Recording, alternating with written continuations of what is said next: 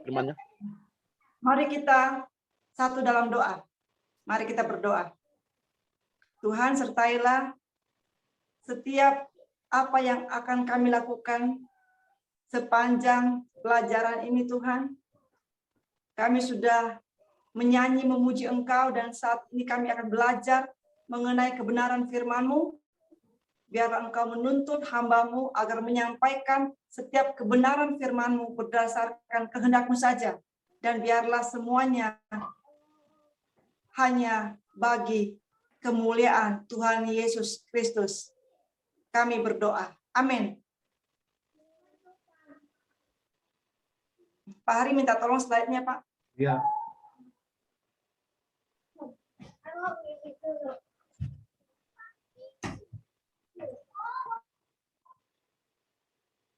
Ya, jadi pelajaran malam hari ini adalah mengalami percepatan Tuhan. Jadi saya harap setiap kita ada Alkitab di depannya ya, supaya kita bisa buka Alkitab. Di saat ini kita melihat begitu banyak kejadian-kejadian yang terjadi begitu cepat. Ada orang-orang yang kita kenal tiba-tiba sudah berpulang, sudah meninggal dunia. Orang-orang yang kita tahu, ia adalah seorang yang sehat, orang yang kuat, tapi tiba-tiba dikabarkan COVID dan meninggal dunia. Waktu ini tapi sebenarnya waktu ini bergerak sangat cepat, bahkan lebih cepat dibanding tahun-tahun sebelumnya. Sekarang bagaimana supaya kita juga mengalami yang namanya percepatan Tuhan di tengah kondisi yang tidak menentu seperti ini? Apakah kita bisa mengalami yang namanya percepatan Tuhan? Sementara kita melihat banyak orang justru mengalami yang namanya kemerosotan akhlak, kebangkrutan secara ekonomi, kehilangan harapan. Bahkan banyak yang akhirnya lari ke obat-obat terlarang. Dan tidak sedikit ada yang mengakhiri hidupnya karena tidak tahan dengan kesulitan, dengan krisis yang sedang mereka hadapi saat ini. Untuk itu kita akan belajar bagaimana supaya kita mengalami percepatan Tuhan. Yang pertama, mari kita buka Alkitab, Galatia pasal 2 ayat 20. Satu orang baca, Galatia pasal 2 ayat 20. Galatia 2:20. Namun aku hidup, tetapi bukan lagi aku sendiri yang hidup, melainkan Kristus yang hidup di dalam aku, dan hidupku yang kuhidupi sekarang di dalam daging adalah hidup oleh iman dalam Anak Allah yang telah mengasihi aku dan menyerahkan dirinya untuk aku. Amin. Amin. Jadi yang pertama, bagaimana supaya kita mengalami percepatan adalah kita harus memberikan izin kepada Tuhan Yesus untuk masuk ke dalam hidup kita, mengambil alih seluruh aspek kehidupan kita. Jangan kita tanggung-tanggung memberikan tempat bagi Tuhan Yesus dalam kehidupan kita.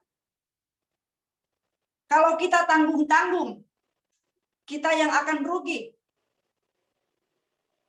Kita harus menyadari bahwa kalau kita mau mengizinkan Tuhan Yesus mengambil alih seluruh hidup kita, kita harus mematikan segala impian-impian kedagingan kita. Segala tujuan-tujuan yang hanya memuaskan hawa nafsu atau keinginan duniawi kita. Memang tidak mudah kalau kita mengatakan, hidupku bukannya aku lagi. Karena namanya kalau kita masih hidup di dunia, terkadang keinginan daging itu bisa saja muncul, bisa saja ada untuk mematikan keinginan daging itu. Selain kita harus berusaha, kita juga harus minta kekuatan dan anugerah Tuhan supaya kita bisa mematikan semua keinginan-keinginan yang salah dalam hidup kita. Kalau selama ini kita mungkin mengharapkan kesuksesan atau keberhasilan secara duniawi, misalnya saya ingin punya mobil yang sangat mewah, mobil yang mahal, saya ingin memiliki rumah, bukan cuma 1 atau 2, kalau perlu 10 atau lebih dari 10, dan rumahnya harus yang besar, yang mewah, yang unik. Saya harus memiliki banyak perusahaan. Saya harus memiliki ini dan itu. Saya harus memiliki aset-aset yang bisa membuat saya merasa nyaman. Sehingga saya tidak usah takut akan masa depan saya. Yang jadi pertanyaan, apakah itu merupakan kehendak Tuhan dalam hidup kita?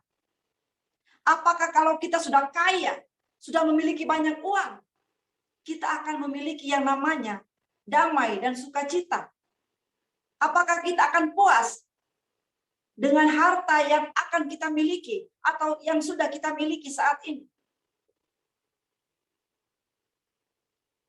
Kita harus menyadari bahwa hidup di dunia ini hanya sementara. Kita tidak tahu waktu kita kapan. Apakah 5 tahun lagi? Ataukah hanya 2 tahun lagi?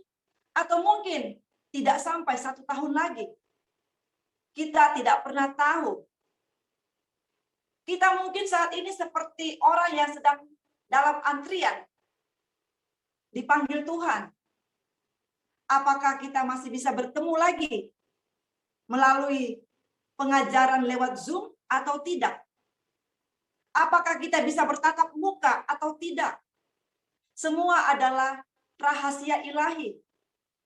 Oleh karena itu, saya mengajak kita semua supaya kita mengalami percepatan dalam kehendak Tuhan.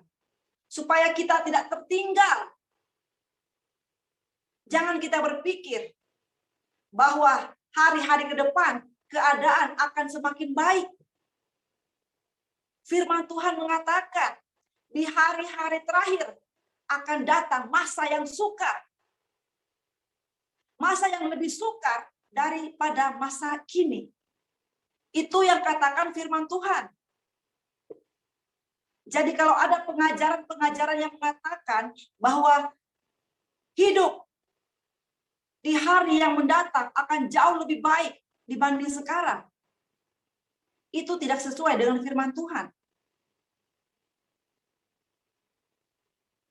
Kita harus sungguh-sungguh dalam Tuhan mulai saat ini.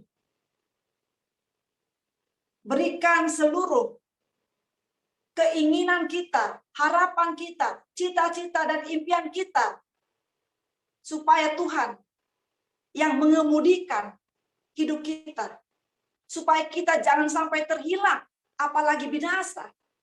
Karena kita tidak melakukan kehendak Tuhan. Tetapi kalau ayat ini menjadi pedoman hidup kita, bahwa hidupku yang kuhidupi sekarang, bukannya aku lagi. Bukannya kehidupan masa lalu saya yang kelam. Bukan lagi kehidupan yang penuh dosa. Bukan lagi kehidupan yang penuh dengan hal-hal yang jahat di mata Tuhan. Tetapi kalau kita mengizinkan Tuhan masuk menguasai hidup kita, maka kita akan melihat kehidupan kita akan sangat berbeda. Orang akan melihat perubahan hidup kita. Baik dari perkataan kita, pola pikir kita, keputusan-keputusan kita. Semuanya pasti akan berbeda saat Tuhan Yesus yang mengambil alih seluruh hidup kita. Memang tidak mudah Tapi kalau kita sungguh-sungguh mau menyerahkan hidup kita kepada Tuhan, tidak ada yang mustahil bagi Tuhan. Ketika saya melewati masa yang sulit, saya kehilangan suami saya. Sepertinya dunia sudah berhenti berputar bagi saya. Saya tidak punya keinginan lagi untuk melanjutkan kehidupan.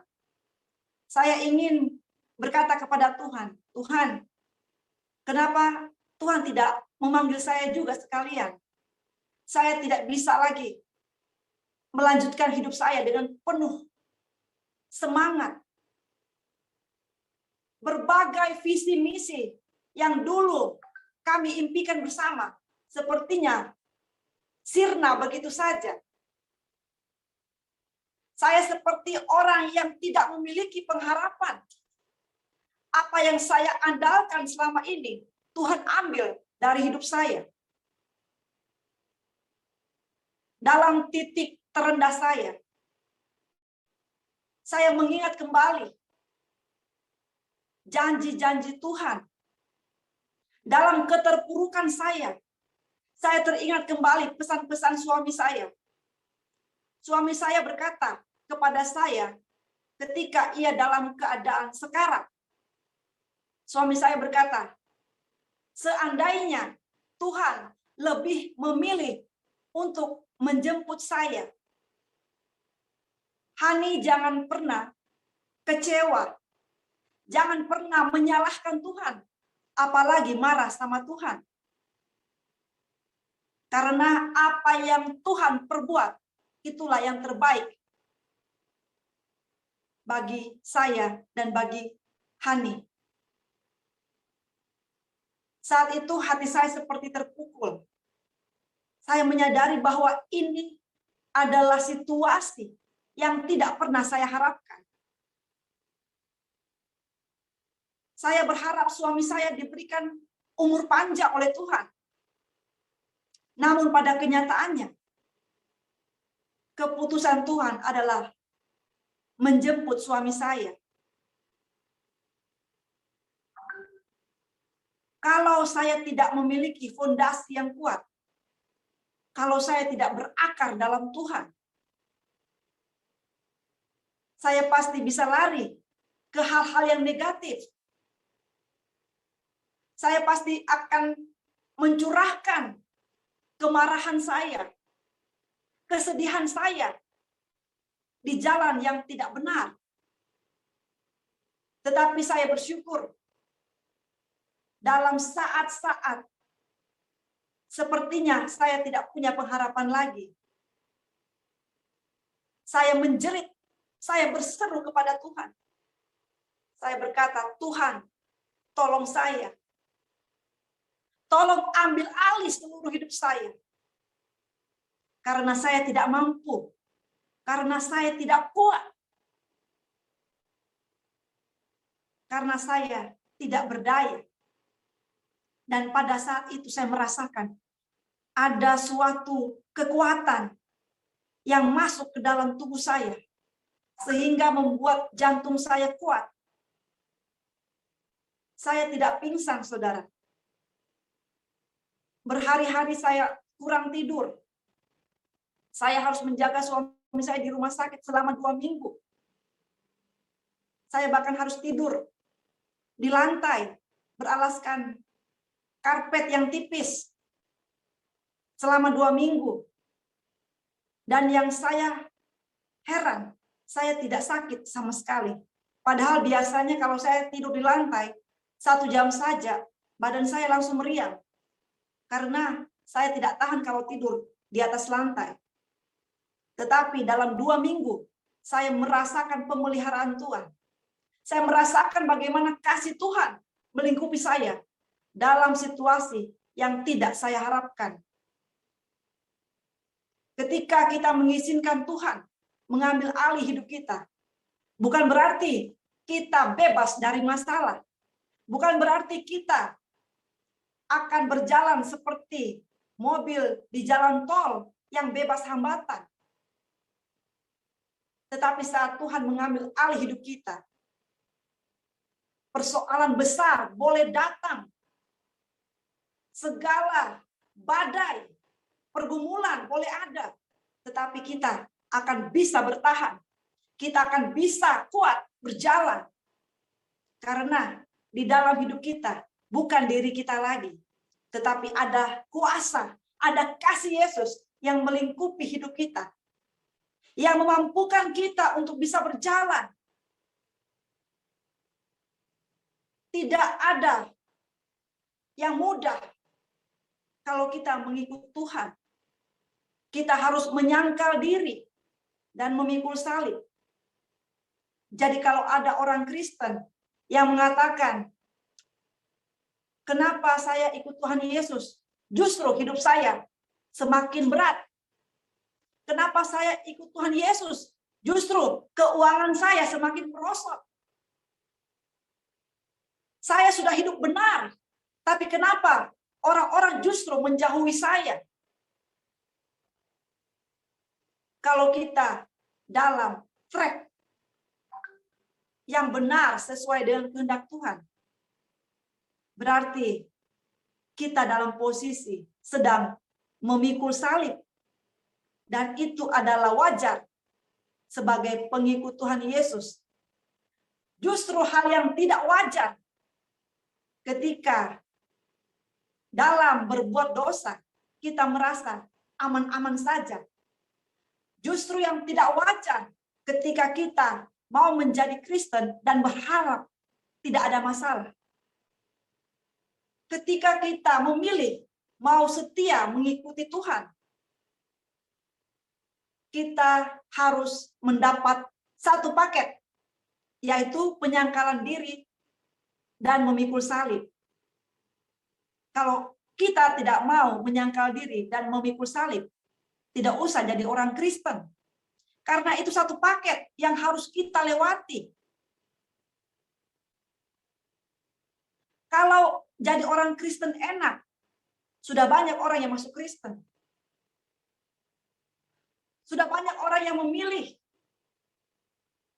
jalan yang lebar. Kalau Kristen itu enak. Justru karena Kristen itu identik dengan pengorbanan. Kristen itu adalah identik dengan memikul salib. Maka sangat jarang orang bisa bertahan. Ketika mengalami penderitaan. Ketika mengalami tekanan. Ketika mengalami pencobaan, mereka tidak kuat karena mereka tidak mengerti inti kekristenan adalah menyangkal diri dan memikul salib. Jadi kalau kita ingin mengalami percepatan Tuhan, yang pertama, hidup kita bukan diri kita yang lama. Kita adalah ciptaan baru dalam Tuhan ketika kita menyerahkan hidup kita agar Tuhan yang masuk mengambil alih, mengambil kemudi dalam setiap aspek hidup kita. Kita seperti sarung tangan dan Tuhanlah tangannya yang menggerakkan segala sesuatu supaya kita mengalami percepatan yang Tuhan inginkan. Yang kedua, Pak Hari, boleh slide yang berikut?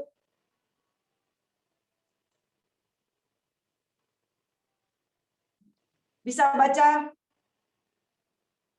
Efesus pasal 5 ayat 16 sampai 17. Efesus pasal 5 ayat 16 sampai 17.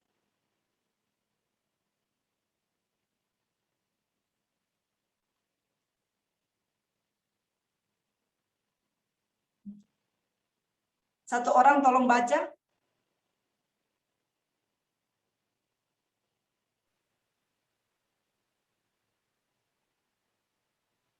Efesus berapa, Bu?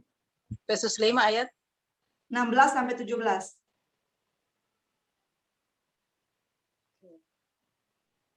Efesus 5 ayat 16 ya sampai 17. Dan Ya. pergunakanlah waktu yang ada karena hari-hari ini adalah jahat. Sebab itu janganlah kamu bodoh, tetapi usahakanlah supaya kamu mengerti kehendak Tuhan. Amin. Amin. Poin yang kedua, supaya kita mengalami percepatan Tuhan adalah pergunakan waktu sebaik-baiknya dengan maksimal. Waktu ini lebih berharga dari uang. Orang dunia mengatakan bahwa time is money. Waktu adalah uang.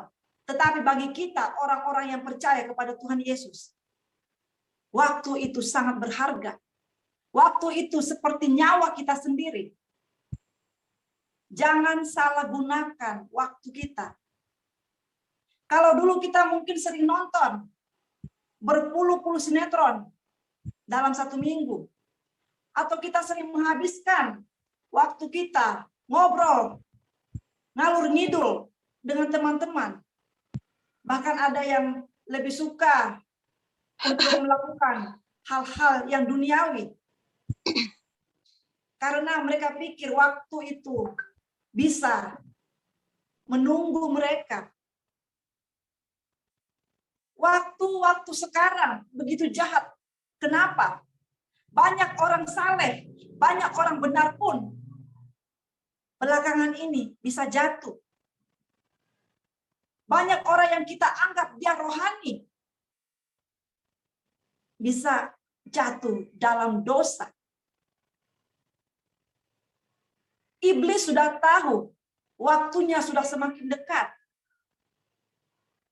Oleh karena itu, iblis berusaha sekuat tenaga untuk menarik orang-orang percaya untuk jatuh dalam dosa, sehingga mereka akan binasa bersama-sama dengan iblis di neraka. Gunakan waktu kita yang ada saat ini untuk lebih mendekatkan diri kepada Tuhan. Ambil waktu saat teduh, baca Alkitab tiap hari, berdoa tiap hari. Kalau perlu, ajak pasangan kita berdoa, ajak anak-anak kita berdoa. Karena hari-hari ini adalah jahat. Iblis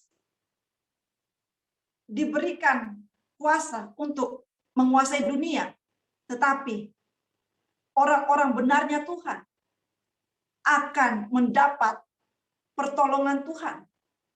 Saat ini kegelapan sedang berusaha menguasai dunia. Sebagai anak-anak Tuhan, kita harus berhikmat. Jangan sia-siakan waktu kita hanya untuk menikmati dan memuaskan keinginan daging kita. Jangan sampai ketika kita sedang berfoya-foya, ketika kita sedang bersenang-senang, tiba-tiba Tuhan memanggil kita dalam keadaan tidak benar di hadapan Tuhan.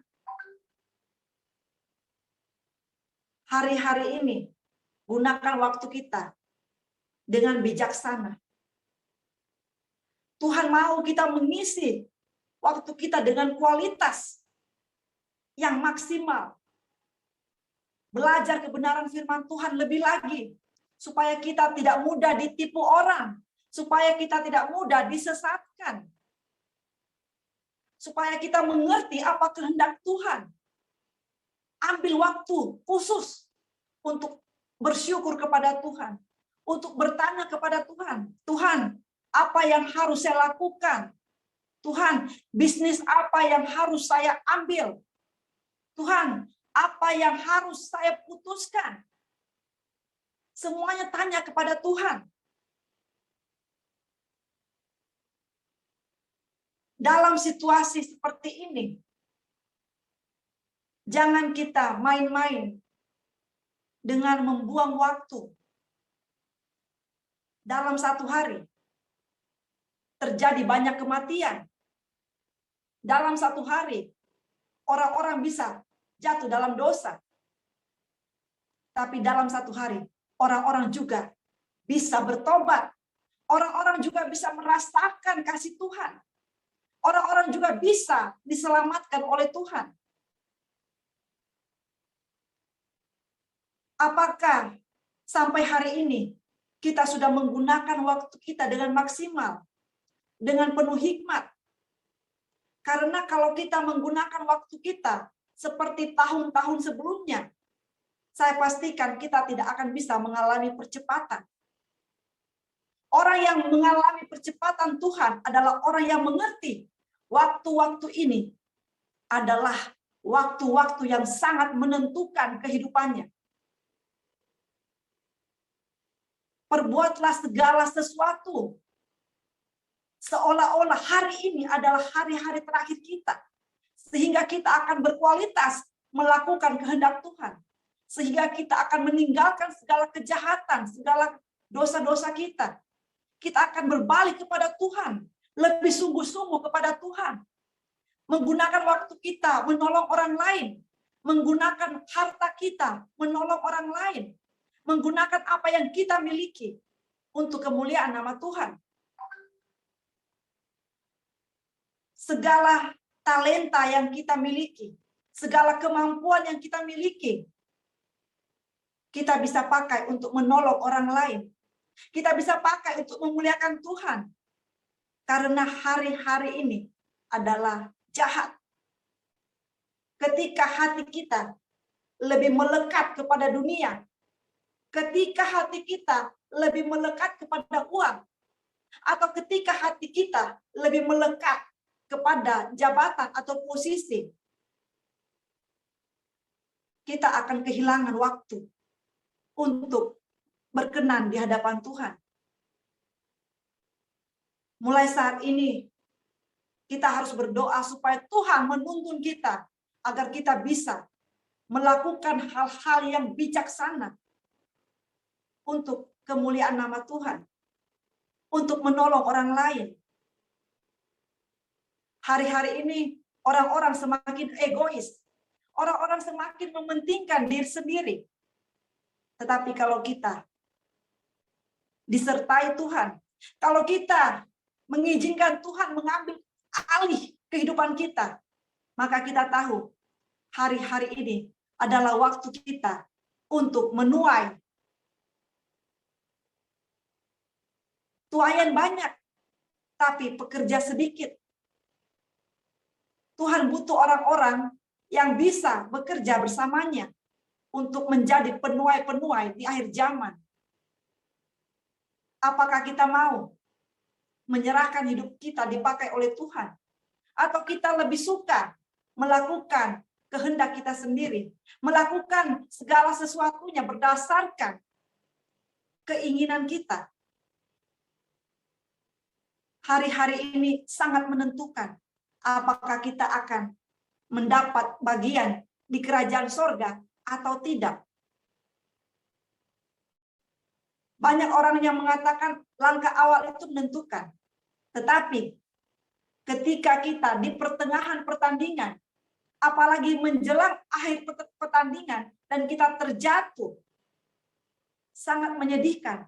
Ketika kita sekian lama setia kepada Tuhan, taat kepada Tuhan, percaya kepada Tuhan, namun ketika menjelang akhir hidup kita, kita melakukan dosa di hadapan Tuhan. Betapa bodohnya kita. Kita sudah berusaha mempertahankan iman kita. Kita sudah berusaha mempertahankan hidup yang benar di hadapan Tuhan. Tetapi kalau kita tidak waspada, kalau kita tidak menjaga hati kita, kita bisa jatuh menjelang garis finish. Jangan pernah kita mengira kalau kita saat ini sudah dekat dengan Tuhan, sudah melayani Tuhan, maka kita tidak akan pernah jatuh. Maka kita pasti akan selamat. Selama kita masih hidup di dunia, pertandingan akan terus berlangsung. Seorang pemenang ditentukan ketika ia berhasil mencapai garis finish. Jadi meskipun kita lari paling pertama, tetapi selama kita belum sampai di garis finish, kita belum selesai. Selama kita masih hidup, artinya masih akan ada ujian-ujian dalam kehidupan ini. Selama kita masih bernafas, akan ada yang namanya kesempatan bagi kita untuk berubah. Jangan pernah kita menyepelekan waktu dan kesempatan yang Tuhan berikan saat ini. Karena ini mungkin akan menjadi titik balik hidup kita. Untuk bisa menjadi pribadi yang lebih baik. Untuk bisa berkenan di hadapan Tuhan. Rasul Paulus sebelumnya adalah orang yang sangat keji. Tetapi ketika ia diubahkan oleh Tuhan, ketika Tuhan mengambil alih hidupnya, ia menjadi rasul yang luar biasa. Ia mengalami percepatan Tuhan. Dengan begitu cepat, ia bisa mempertobatkan banyak orang. Ia bisa memberitakan Injil. Ia bisa menjadi saksi Kristus. Bukan cuma di kalangan masyarakat biasa, namun juga kepada pejabat-pejabat, kepada orang-orang terhormat, kepada orang-orang kaya.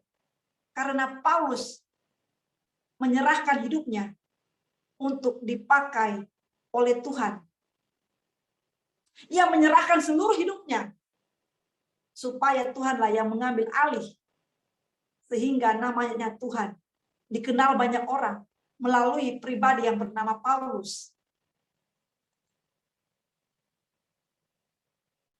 Gunakan waktu kita mulai sekarang hanya untuk hal-hal yang berkenan di hadapan Tuhan. Jangan buang waktu lagi, karena esok mungkin sudah terlambat. Poin yang ketiga, mari kita buka firman Tuhan. Di Yesaya 41 ayat 13. Yesaya 41 ayat 13.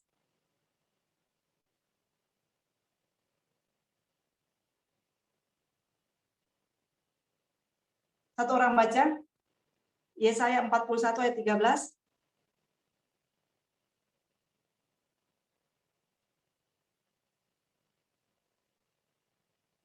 Satu orang boleh baca?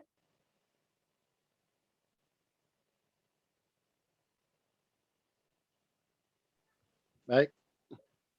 Yesaya 41 ayat yang 13 ya, Bu. Iya. Sebab aku ini Tuhan Allahmu memegang tangan kananmu dan berkata kepadamu, janganlah takut, akulah yang menolong engkau. Amin. Ya, jadi poin yang ketiga adalah jangan pernah lepaskan tangan Tuhan dalam hidup kita. Saya ulangi poin yang ketiga. Jangan pernah lepaskan tangan Tuhan dari hidup kita. Kalau kita ingin mengalami percepatan Tuhan, pegang terus tangan Tuhan. Jangan lepaskan iman, pengharapan, dan kasih kita kepada Tuhan. Hanya karena masalah yang kita hadapi. Hanya karena tawaran dunia yang begitu memikat. Yang begitu menggoda. Jangan menjadi orang yang bodoh dengan melepaskan tangan Tuhan. Karena sesulit apapun situasi kita saat ini, seburuk apapun kondisi kita saat ini, sepertinya tidak ada jalan keluar. Tetapi selama ada tangan Tuhan yang memegang tangan kita, kita tidak akan dibiarkan tergeletak tak berdaya oleh Tuhan. Di ayat yang ke-10 dikatakan, Yesaya 41 ayat 10, minta tolong satu orang baca. Yesaya 41 ayat 10. Yesaya 41 ayat 10. Janganlah takut, sebab aku menyertai engkau. Janganlah bimbang, sebab aku ini Allahmu. Aku akan meneguhkan, bahkan akan menolong engkau. Aku akan memegang engkau dengan tangan kananku yang membawa kemenangan. Amin. Amin. Luar biasa. Dikatakan oleh Tuhan sendiri, jangan takut. Sebab aku menyertai engkau. Jangan bimbang, sebab aku ini Allahmu. Aku akan meneguhkan, bahkan akan menolong engkau. Aku akan memegang engkau dengan tangan kananku yang membawa kemenangan. Betapa firman ini harus menjadi pegangan dalam hidup kita di hari-hari ini. Orang boleh mengatakan situasi semakin sulit. Situasi sepertinya akan membuat kita kehilangan masa depan. Tapi selama ada tangan Tuhan yang menyertai kita, ada tangan Tuhan yang kuat yang memegang kita, kita tidak akan hancur. Kita tidak akan tergeletak tak berdaya. Karena tangan Tuhan itulah yang akan membawa kita mengalami percepatan yang ajaib. Tangan Tuhan yang akan membawa kita mengalami kemenangan demi kemenangan di tengah tekanan, di tengah krisis, di tengah situasi yang sangat buruk. Ketika Tuhan memegang tangan kita, kita akan dibawa oleh Tuhan, berjalan lebih cepat, berlari lebih cepat, bahkan bisa terbang lebih cepat dibanding orang lain. Saya mengalami sendiri bagaimana tangan Tuhan yang kuat memegang tangan saya ketika saya sudah tidak memiliki kekuatan, ketika saya sudah tidak memiliki pengharapan. Ada tangan kanan Tuhan yang membuat saya bisa bertahan, yang membuat saya bisa bangkit, yang membuat saya bisa berjalan, bahkan berlari dan terbang dalam rencana Tuhan.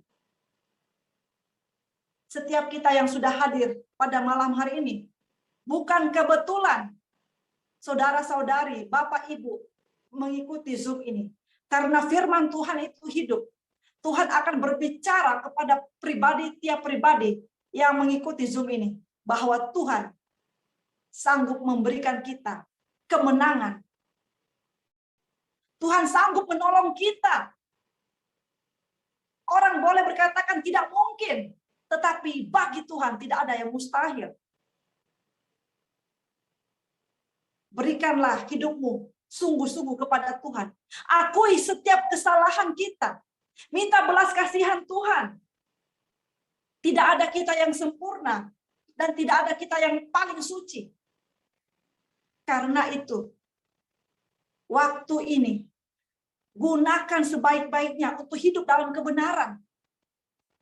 Jangan bermain-main lagi dengan dosa. Pegang terus tangan Tuhan. Pegang terus apapun yang terjadi. Karena Tuhan pasti akan membawa kita ke tempat yang terbaik. Karena tangan Tuhan akan menuntun kita masuk dalam rencananya. Kita akan mengalami percepatan Tuhan. Ketika Tuhan membawa kita ke suatu tempat yang tidak kita harapkan, percayalah, selama tangan Tuhan yang memegang kita, maka Tuhan pasti memberikan tempat yang terbaik bagi kita. Jangan pernah lepaskan tangan kita daripada tangan Tuhan. Terpujilah nama Tuhan Yesus. Sampai di sini pelajaran kita hari ini. Jika ada yang ingin bertanya, saya persilahkan.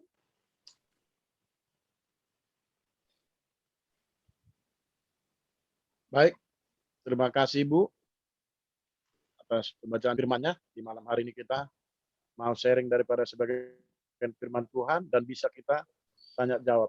Mari saudaraku yang terkasih, siapapun saudaraku yang hadir pada malam hari ini, boleh bertanya kepada Ibu Pendeta Erika Piot ya, Pinot ya.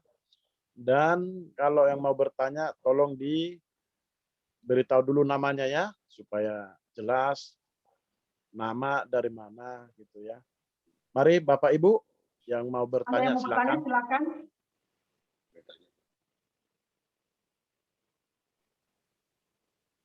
Ada yang mau bertanya?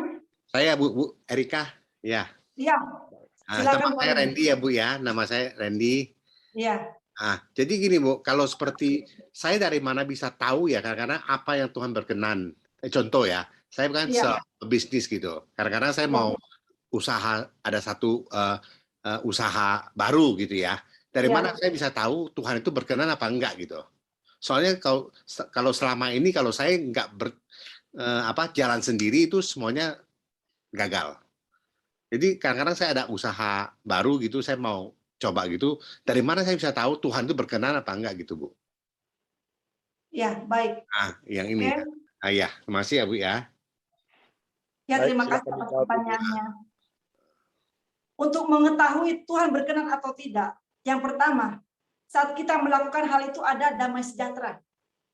Tidak ada perasaan tertuduh, tidak ada perasaan bersalah. Ya, ya. Kita bisa merasakan kalau Tuhan berkenan, hati kita itu plong dalam melakukan hal tersebut. Itu yang pertama. Yang kedua, selama hal itu tidak bertentangan dengan firman Tuhan, jenis bisnis tersebut, Tuhan pasti berkenan. Karena kalau kita tahu bisnis itu tidak sesuai dengan kebenaran firman Tuhan, misalnya maaf, bisnis minuman keras, otomatis tidak berkenan di hadapan Tuhan. Tapi kalau kita ingin mengetahui Tuhan, apakah Tuhan berkenan atau tidak, kita harus mulai segala sesuatunya dengan doa. Ajak pasangan kita. Sebab apa? Di mana 2-3 orang berkumpul, Tuhan hadir. Tuhan pasti akan buka jalan untuk Korendi, untuk istri Korendi, untuk keluarga Korendi. Kalau Korendi mulai segala sesuatu dengan mengucap syukur kepada Tuhan, seringkali Tuhan akan menjawab pertanyaan kita ketika kita sedang dalam situasi yang tidak pernah kita bayangkan. Banyak orang mengatakan bahwa Tuhan akan menjawab di saat kita sedang berdoa. Belum tentu. Seringkali Tuhan menjawab di saat kita sedang mengemudi mobil. Bahkan mungkin di saat kita sedang makan. Di saat kita sedang di kamar mandi, tiba-tiba ada ide yang Tuhan taruh di kepala kita. Tiba-tiba muncul sesuatu yang timbul dari hati kita. Kita harus peka kalau itu dari Tuhan atau tidak. Yang pertama, itu memberikan damai sejahtera. Tiba-tiba kita bisa mendapat pemikiran yang tidak pernah kita pikirkan sebelumnya. Dan itu seperti sebuah peta yang Tuhan tulis dalam pikiran kita. Harus begini, begini, begini. Itu tiba-tiba bisa begitu cepat. Terkadang kita tidak memiliki yang namanya planning, itu bisa terjadi secara spontan. Kita bisa bertemu dengan orang yang mungkin baru kita kenal, tetapi Tuhan memakai orang itu untuk membuat kita bisa bekerja sama, untuk membuat usaha kita tiba-tiba ada jalan keluar. Jangan pernah pakai cara yang lama. Minta kepekaan kepada Tuhan. Tuhan, saya mau mulai bisnis. Tolong pertemukan saya dengan orang yang tepat. Tolong berikan saya hikmat untuk memulai bisnis yang Tuhan kehendaki. Saya terkadang mendapat ide-ide ketika saya sedang di kamar mandi. Tiba-tiba dalam pikiran saya seperti sebuah film. Tuhan memutar sesuatu yang kemudian saya tahu, oh ini Tuhan berkenan. Karena saya tahu ketika saya memikirkan hal itu, timbul suatu luapan dalam hati saya, suatu kegembiraan. Damai sejahtera itulah yang saya tahu, ini kehendak Tuhan. Memang butuh yang namanya pengalaman pribadi dengan Tuhan, supaya kita lebih peka. Oh ini kehendak Tuhan, ini bukan kehendak Tuhan. Kalau kita sudah punya pengalaman pribadi dengan Tuhan, kita akan tahu, oh ini Tuhan sedang berbicara. Oh ini hanya dari keinginan saya. Biasanya kita harus mengalami sendiri. Karena tiap orang Tuhan berikan hal-hal yang berbeda. Ada orang yang bisa Tuhan berikan bisnis, di saat dia sedang dalam keadaan tidur, ia bisa bermimpi. Tuhan berikan ide untuk memulai suatu bisnis. Ada juga yang Tuhan berikan ketika ia sedang berdoa. Ada juga yang Tuhan berikan ketika ia sedang makan. Atau bahkan ia sedang bekerja, tiba-tiba muncul pikiran untuk memulai suatu bisnis. Jadi memang kalau kita ingin mengetahui Tuhan berkenan atau tidak, yang pertama, menimbulkan damai sejahtera dalam hati kita. tidak bertentangan dengan firman Tuhan. Dan yang ketiga, kita akan mendapat sesuatu dari Tuhan yang akan membuat hati kita itu seperti bahagia. Kita seperti ada semangat. Wah, ini yang Tuhan mau saya lakukan. Itu bisa muncul. Kita harus memiliki pengalaman sendiri dengan Tuhan. Karena cara Tuhan berbicara kepada tiap orang beda-beda. Kita tidak bisa memakai konsep yang sama. Oh, Tuhan harus berbicara secara audible. Oh, Tuhan harus berbicara lewat mimpi. Tidak, beda-beda. Seperti Tuhan menyatakan keputusannya kepada hamba-hamba Tuhan. Yusuf, Tuhan banyak berbicara lewat mimpi. Tetapi Musa lewat semak berduri. Kepada Yunus, Tuhan berbicara dalam perut ikan. Jadi, kita tidak bisa menetapkan satu metode untuk mengetahui bagaimana Tuhan berkenan. Tetapi itu akan kita dapatkan ketika kita bertanya kepada Tuhan secara pribadi. Hati kita pasti akan tahu, oh ini nih yang Tuhan mau saya lakukan. Miliki hubungan pribadi dengan Tuhan, maka Tuhan pasti akan berbicara kepada kita. Ya, masih ada yang mau ditanyakan kok? Ya, kalau gitu, kalau seperti Tuhan berkenan, itu pasti usaha kita jadi jalannya bagus ya Bu, ya lancar Ya, gitu. bagus, bagus. Tapi kalau seperti begitu kita merasa hati kita sukacita, kayak Ya, seperti sukacita. merasa sukacita. Ternyata kita waktu jalan bisnis itu belum masih stuck gitu. Itu apa gimana? Kira-kira tetap kita harus lanjut apa kita merasa gimana gitu Bu? Saya kadang-kadang case gitu saya ada berapa kali saya ketemu. Nah, seringkali begini, ketika Tuhan menjanjikan tanah perjanjian kepada orang Israel, mereka itu harus menghadapi yang namanya musuh-musuh mereka. Tidak mudah. Kalau Tuhan menjanjikan suatu bisnis kepada Korendi, belum tentu itu akan lancar terus. Ada pasti hambatan-hambatan yang harus Korendi lewati. Jadi kita harus meminta Tuhan memegang tangan kita supaya kita tidak goyah. Seperti firman tadi yang Korendi baca. Jangan takut, jangan bimbang, aku menyertai engkau. Sekalipun ada yang namanya halang-halang, hambatan-hambatan ketika Korendi mulai bisnis. Kalau tangan Tuhan yang memegang Korendi, Korendi tidak perlu takut. Maju terus, andalkan Tuhan. Kita belajar dari perjalanan orang-orang Israel. Tuhan sendiri memberikan janji, aku akan memberikan tanah Kanaan kepada kalian. Tetapi mereka harus menghadapi yang namanya musuh-musuhnya, harus melewati Laut Merah, harus melewati yang namanya bencana-bencana. Bahkan mereka lapar, mereka haus. Mereka harus mengalami semua itu sebelum mereka menerima janji Tuhan berupa tanah Kanaan. Jadi meskipun Tuhan sudah berjanji kepada Korendi, aku akan memberikan usahamu berhasil. Bukan berarti tidak ada masalah Korendi. Bukan berarti tidak ada yang namanya orang-orang yang berusaha menghambat Korendi. Itu pasti ada. Karena iblis tidak suka kalau orang percaya itu berhasil. Iblis akan memakai siapa saja untuk menghalangi usaha-usaha Korendi. Bahkan membuat Korendi bisa down atau drop. Begitu ada masalah. Tetapi tetap andalkan Tuhan. Minta pertolongan Tuhan. Sehingga Tuhan akan memberikan Korendi kemenangan. Dalam setiap permasalahan yang Korendi hadapi belakangan ini. Tetap maju. Yakin dan percaya kalau itu bagian Korendi yang Tuhan berikan, pasti akan terjadi. Selama itu tidak bertentangan dengan firman Tuhan, maka Tuhan pasti akan berkenan.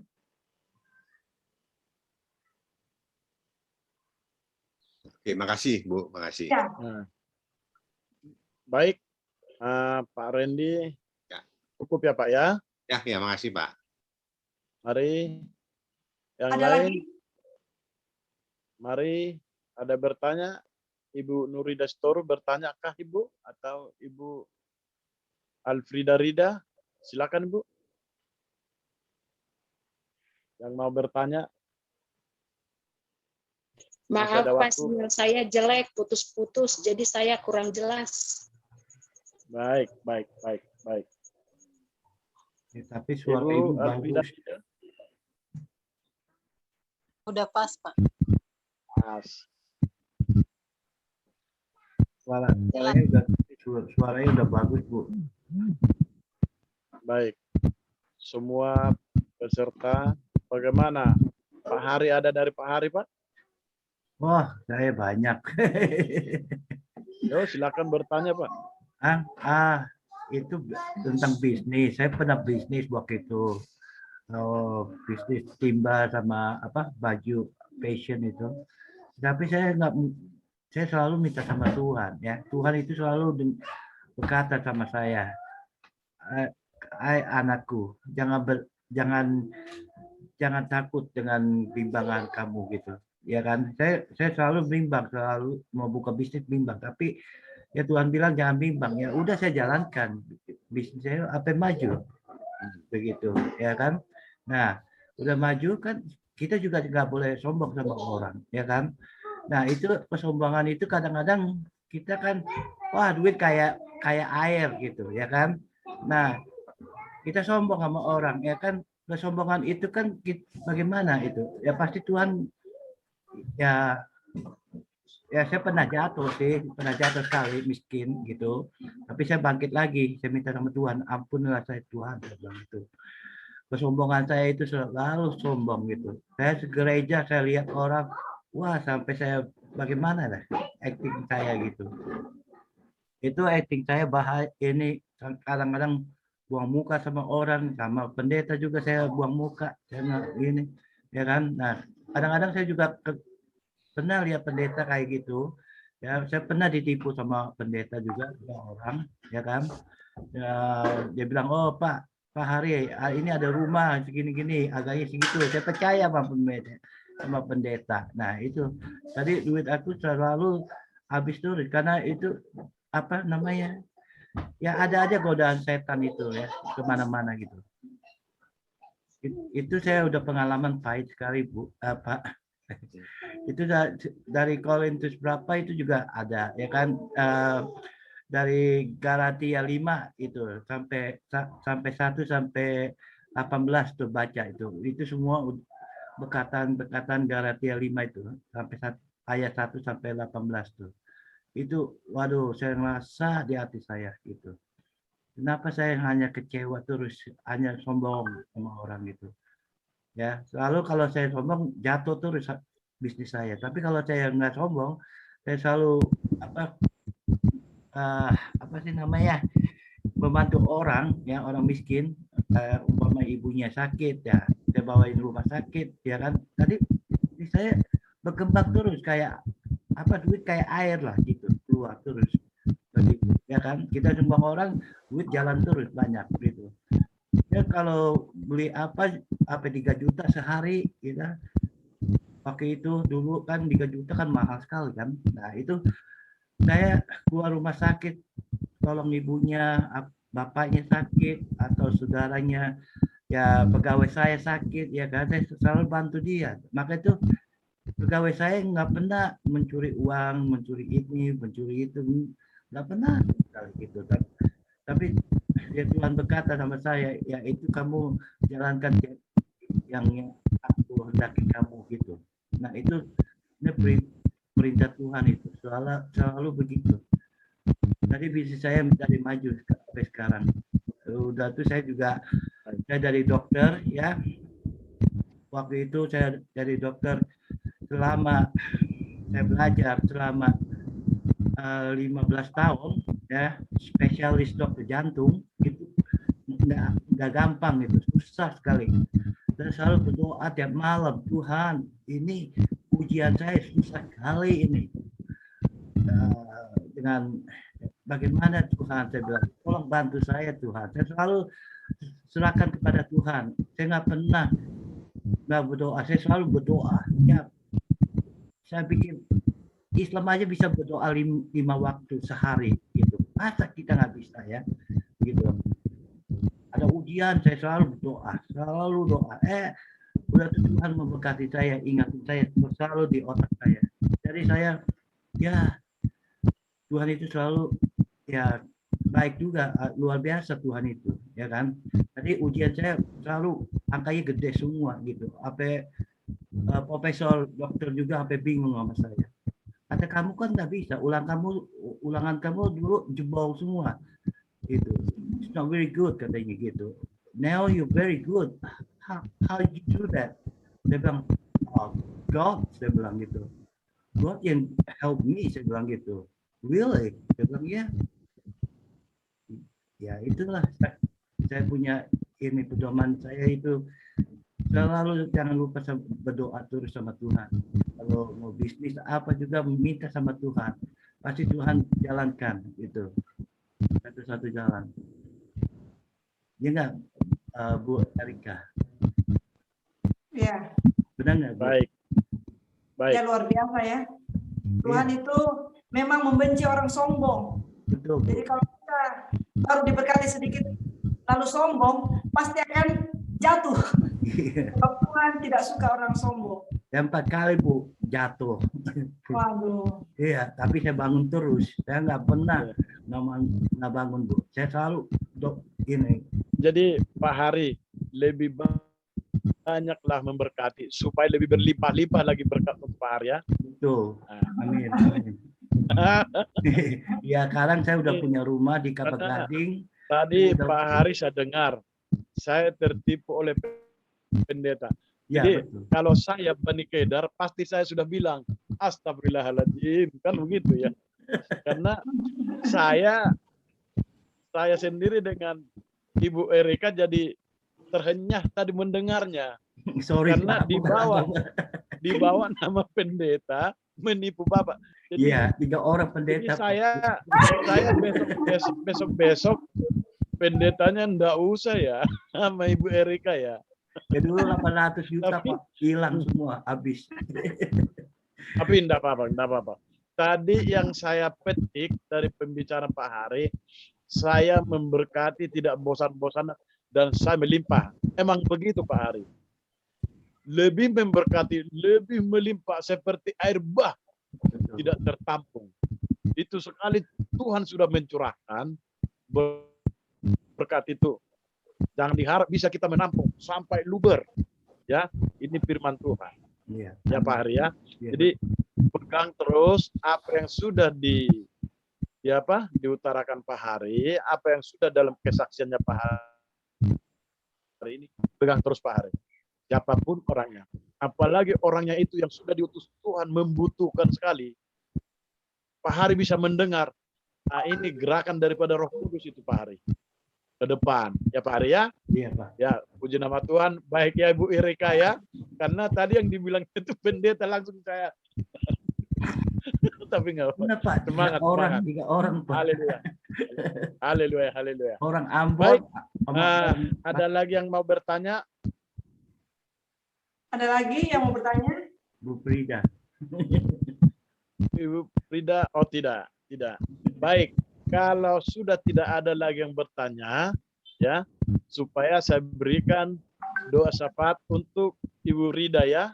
Ibu Rida ya. Ya. Doa syafaat untuk Ibu Rida, nanti saya yang menutup. Saya nanti yang menutup doa Bapa kami dan doa berkat ya.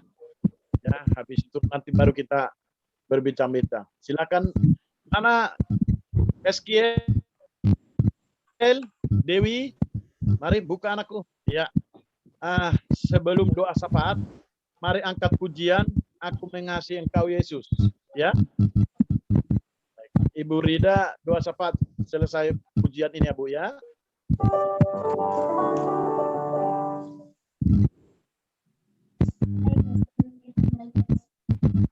Kisah pujian aku mengasihi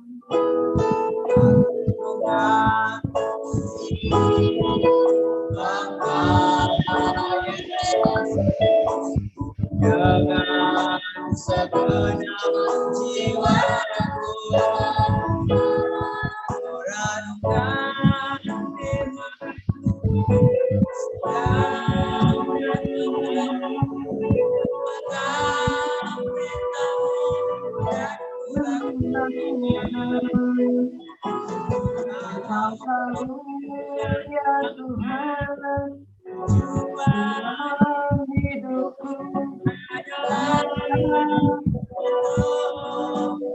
menenangkan hati.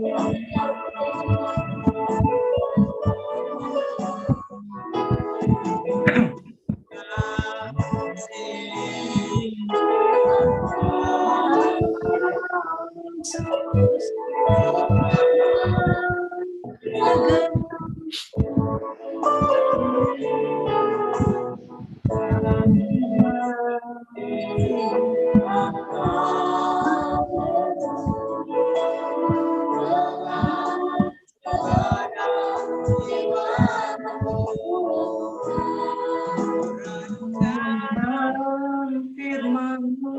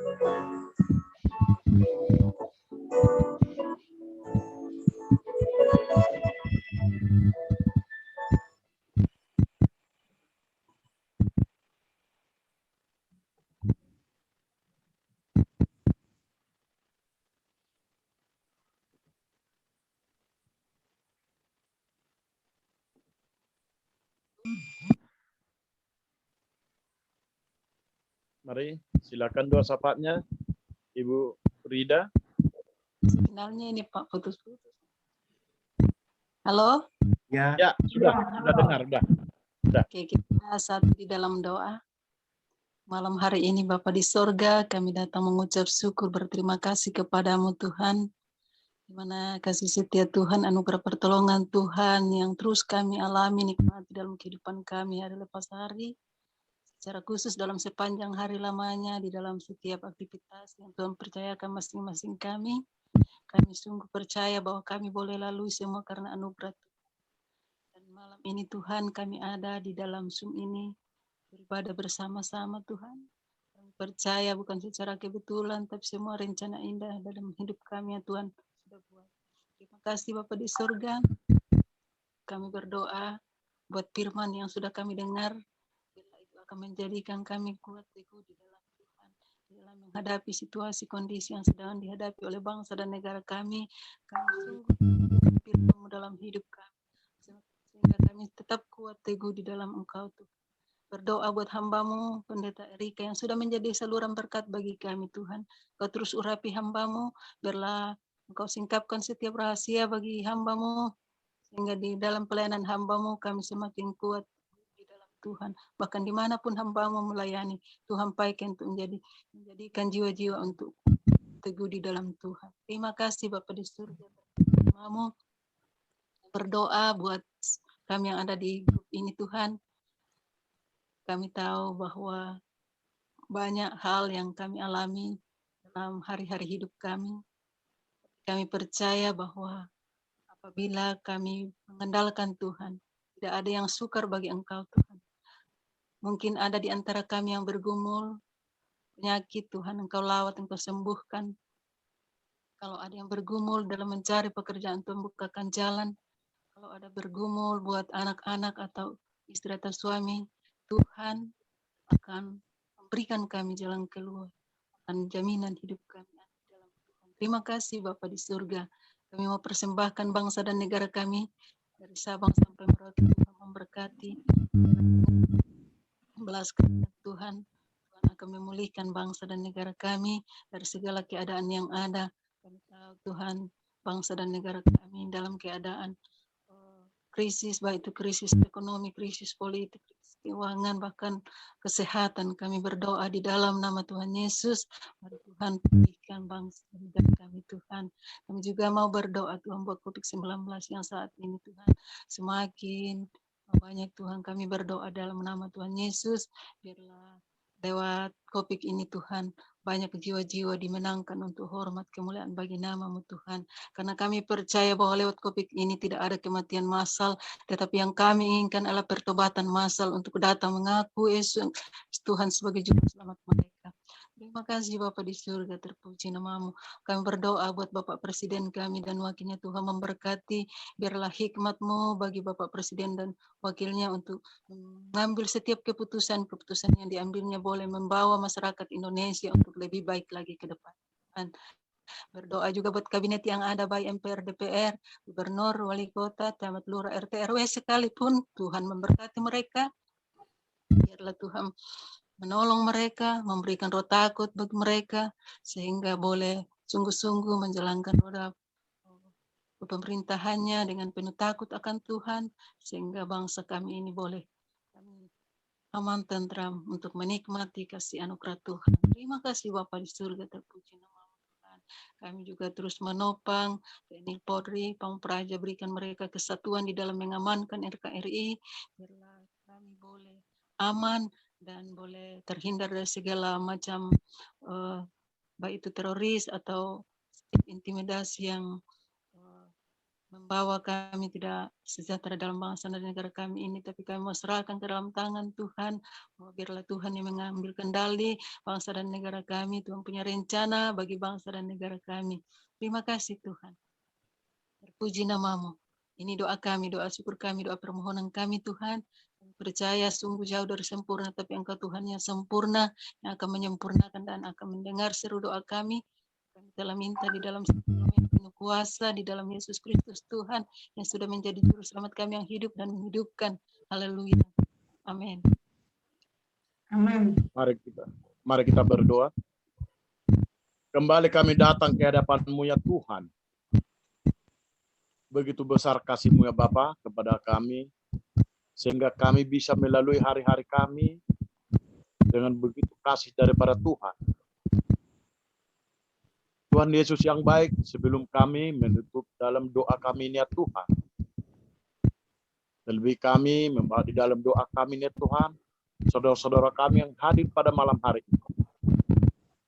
Berkati terlebih ya Tuhan, Ibu Pendeta Erika Piniot ya Tuhan, berkati di kesendirian, berkati keluarganya, berkati pekerjaannya. Terlebih ya Tuhan, berkati di mana pelayanan hamba-Mu ini ya Tuhan. Pakai dia Tuhan lebih heran lagi. Terpuji nama Tuhan. Begitu juga ya Tuhan yang hadir di dalam Zoom ini ya Tuhan. Berkati Bapak Rendi Sunardi, berkati beserta istri, keluarga, usaha bisnisnya, kesehatannya diberkati oleh Tuhan. Begitu juga Tuhan, Ibu Nurida Sitorus Pane ya Tuhan, yang hadir pada malam hari ini Tuhan, berkati hamba-Mu ya Tuhan, berkati kesehatan. Apapun yang dicita-citakannya diberkati oleh Tuhan. Begitu juga ya Tuhan, saudara kami hadir pada malam hari ini. Hana Suharti ya Tuhan, yang begitu hadir hamba-Mu ya Tuhan, berkati hamba-Mu ini, berkati kesehatannya, berkati cita-citanya, apapun yang direncanakannya diberkati oleh Tuhan. Begitu juga ya Tuhan, hamba-Mu yang barusan doa syafaat ya Tuhan, berkati hamba-Mu Alfrida Rida ya Tuhan, berkati dia Tuhan, berkati kesehatannya, berkati cita-citanya. Haleluya. Begitu juga Tuhan, yang di dalam acara kami ini Tuhan, Pak Hari ya Tuhan, yang ada di Sydney, Australia Tuhan, berkati hamba-Mu, berkati pelayanannya, berkati keluarga, usaha pekerjaannya, cita-citanya, diberkati oleh Tuhan. Begitu juga anak-anak kami ya Tuhan, yang hadir pada malam hari ini, Well ya Tuhan, Dewi ya Tuhan, Eskil ya Tuhan, berkati Tuhan di dalam pelajarannya, perkuliahannya, di studinya ya Tuhan, di mana dia Tuhan berasrama, Tuhan berkati, apapun yang mereka butuhkan, di STT Tribal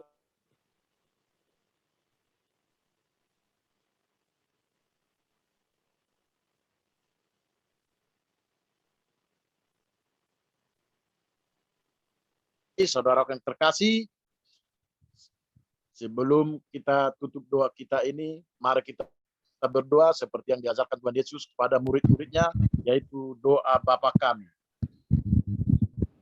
Bapa kami yang di surga, dikuduskanlah nama-Mu, datanglah kerajaan-Mu, jadilah kehendak-Mu di bumi seperti di surga. Berikanlah kami pada hari ini makanan kami yang secukupnya. Dan ampunlah kami akan kesalahan kami, seperti kami juga mengampuni orang yang bersalah kepada kami. Dan janganlah membawa kami ke dalam pencobaan, tetapi lepaskanlah kami daripada yang jahat. Karena Engkaulah yang punya kerajaan dan kuasa dan kemuliaan sampai selama-lamanya. Amin. Mari permata-permata Tuhan, arahkan hatimu, angkat tanganmu, terimalah berkat daripada Tuhan kita Yesus Kristus. Anugerah Allah Bapa, cinta kasih Tuhan Yesus Kristus, oleh persekutuan Roh Kudus, diberkati kehidupanmu, diberkati lubung-lubungmu, diberkati usahamu, diberkati pelayananmu, diberkati cita-citamu, terlebih kesehatanmu. Sampai Maranatha, Tuhan Yesus datang pada kali yang kedua. Bersama-sama kita katakan, Amin. amin, Amin. amin, amin. Ya, Bapak, terima Pak kasih. Superman. Terima kasih Pak Hari.